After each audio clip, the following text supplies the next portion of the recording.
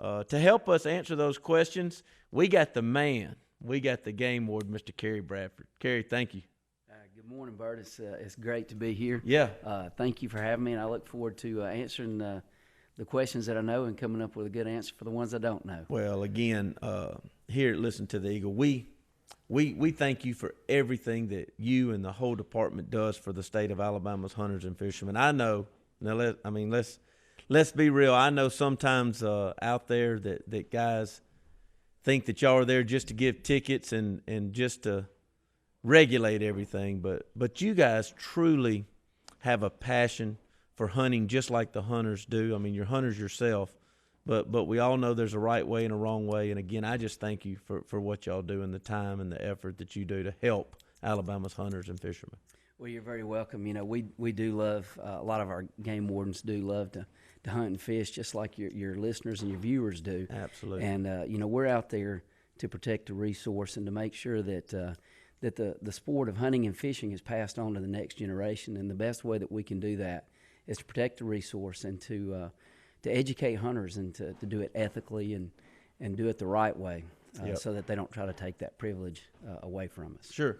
Well, again, I thank you for being here. Last week, had a few callers, had some emails come in over the week with some questions. And, you know, Kerry, it's being here and being a hunter, it's hard for me to keep up with everything. So I love when you come in so I can get the correct answers, because we share with our listeners if we don't have that immediate answer that you will always be there for us, and we know we can get the right answer. First thing I want to hit you with, I looked up and realized a few Saturdays ago, the commissioners all met again. The board met up at Lakes Gunnersville. Mm-hmm. Kerry, I teased last week that dog hunters versus your still hunters is almost like Alabama and Auburn, you know, as far as the rivalry. That's one way to look at it. You know, it seems like when they meet, when those guys get together on that board, there is always a subject matter or a bill or a complaint about dog hunters. I know that's a passionate group. I understand that it's been going on for a long time. But it's usually a few bad apples always mess up the whole barrel. And I know you've seen this for a long time. What can our good dog hunters, because they're passionate and everybody understands it's here to stay. But what can they do to make this better? Because it just seems like everybody gets fired up. Dogs are on their property. Dogs are pressuring their deer on their land, and it just seems like a lot of frustration. Yes, well, dog hunting goes way back. It's part of our hunting heritage here in Alabama. Yeah.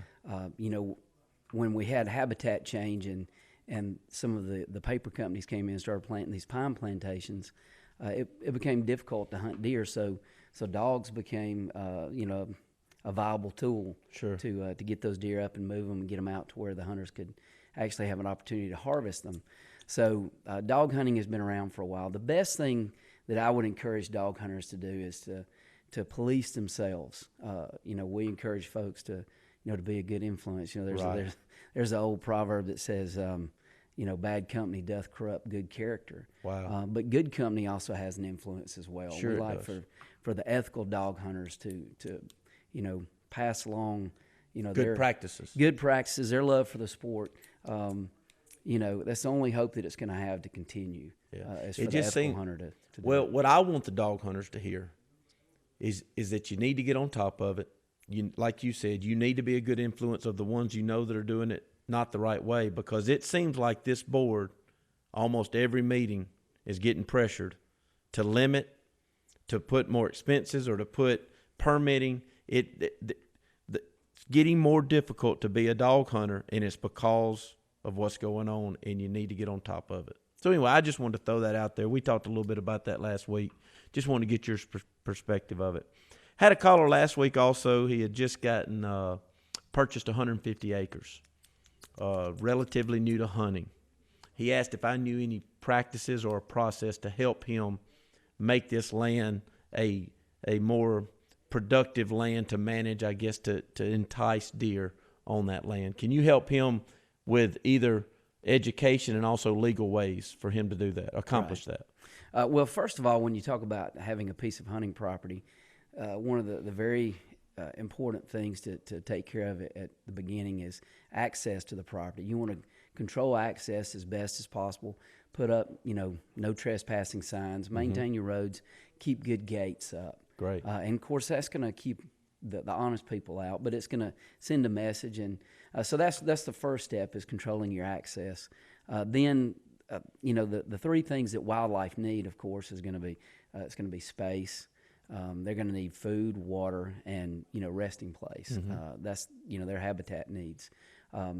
So depending on the piece of property that he's purchased, it was important to to evaluate that property to see what it actually holds for the wildlife that he's trying to draw. Right. There are some habitat manipulations that are fairly inexpensive. Fire is a great tool. Controlled burning, prescribed burning is a great tool to use. Food plots to attract wildlife is something we always encourage, because they have to eat, and hunters notoriously want to shoot the big bucks, and for bucks to get big, they have to eat well. Sure. They have to have a good plan of nutrition on that piece of property. Well, and one thing I want to remind, because it is turkey season, one thing I mentioned to him, great on the access. I did not mention that to him, but I told him about feeding and the plots, but they need to be careful, because if they did do any turkey hunting, y'all were big on mixing that up, that you cannot have that feed. That's right. Not during turkey harvest season. Turkey. Yeah. The bait, or I say bait, it's actually supplemental feeding, right, that we allow now for deer and hogs. But it's strictly for deer and hogs. We don't allow supplemental feeding of turkey during hunting season. Right. Now, once hunting season is out, they can feed all they want. Put protein out there for the deer, mineral blocks, things of that. Trace mineral, all those kind of things. They are encouraged to put that out there. Okay. One more question, then we're going to go to break, and then if you don't mind, stay over another segment so we can continue. Okay. Had an email from Tom, and his question was public land laws for deer hunting versus private land laws for deer hunting. Of course, the one that I knew immediately that I talked to him about was, on public land, if you're on the deed, you do not have to have a license. Is there any other major items as far as public land versus private land hunting? Well, our management areas, we consider that to be public hunting. Mm-hmm. So if Tom's hunting on one of our management areas, we do have a few more strict guidelines than you would on private land. Like anyone who is hunting from an elevated tree stand has to wear a safety harness. Yes. If they're hunting on a management area. And you need to if you're on private. Yeah, but that's anyway. It's just good. It's good common sense. So that's one thing that he needs to know, is if he's on a management area, he needs to check those regulations.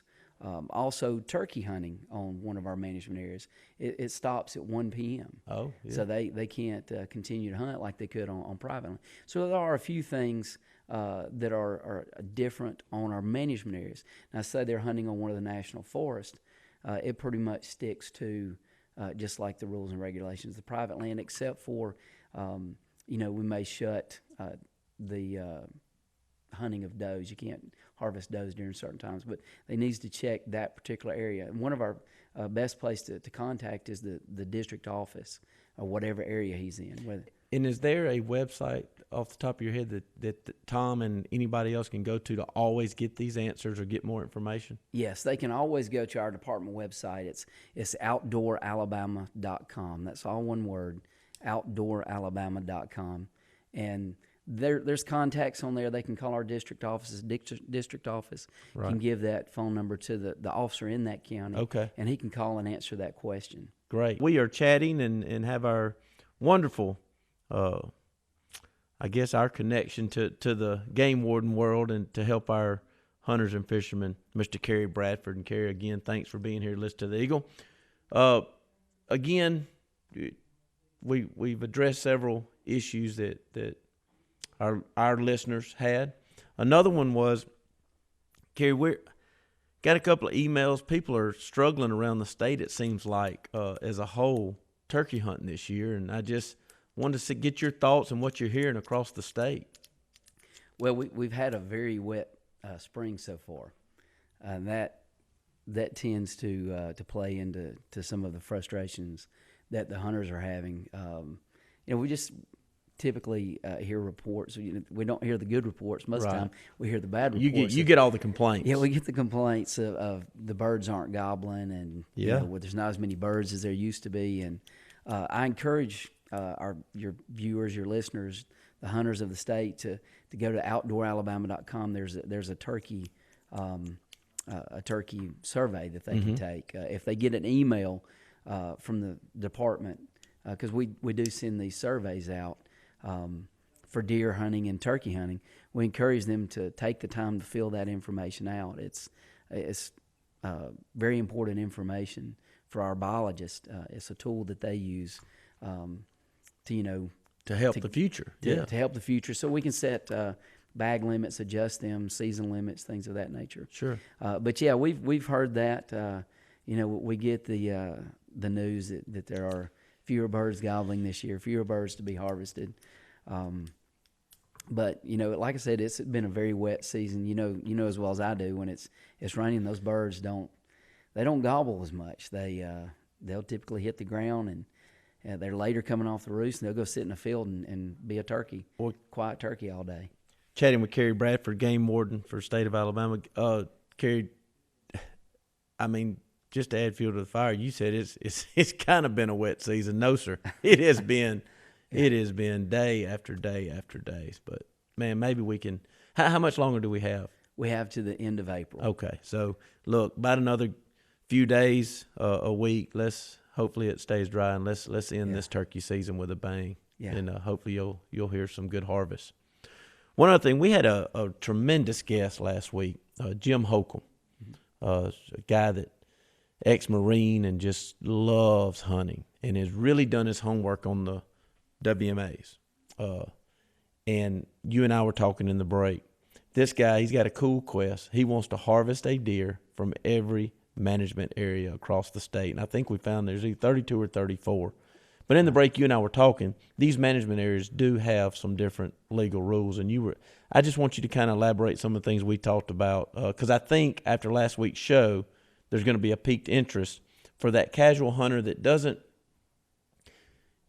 have that private land or that hunting club to go to. The management areas are great for that hunter and for all of our hunters across the state of Alabama, but they do come with a little bit different set of rules. Yes, that's correct. And, our management areas, we typically have biologists and biologist aides working those management areas, working the habitat, food plots, roads, to create a welcoming hunting environment. Sure. For the hunters. It's just a great opportunity for hunters in the state that don't have the means to join, a hunting club, spend $1,000 a year, $1,200, $1,500 a year just to join a club. They can go down and with the purchase of a license, purchase of a management area license, they can go down there to one of our management areas and hunt. I say down there. We also have them in North Alabama. That's right. But they can go and hunt, but they are going to need to review the rules. Yeah, we encourage people to know before you go. It's ignorance is no excuse of the law. Right. They know they're going to be out there. They know there's going to be other hunters. They know there's going to be law enforcement out there protecting the resources.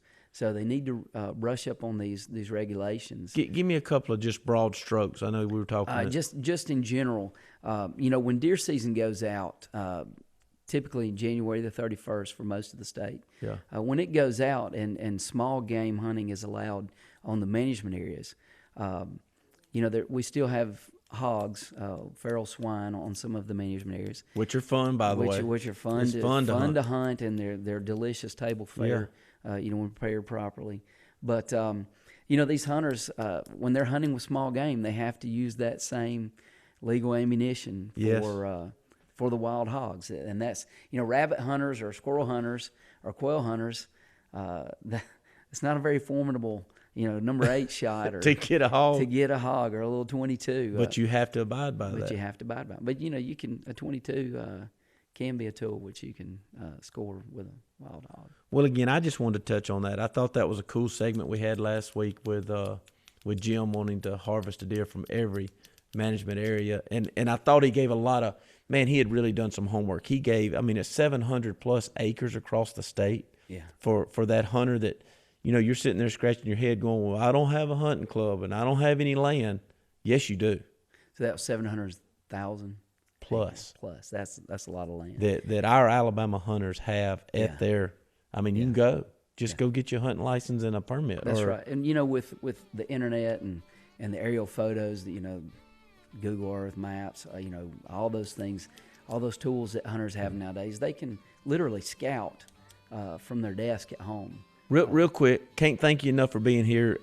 Any quick hits real quick for the state of Alabama they need to know, Kerry? Well, we know that some of the bills, you know, we know that one bill didn't, that kind of died. I believe that was the feeder bill. Okay. It died.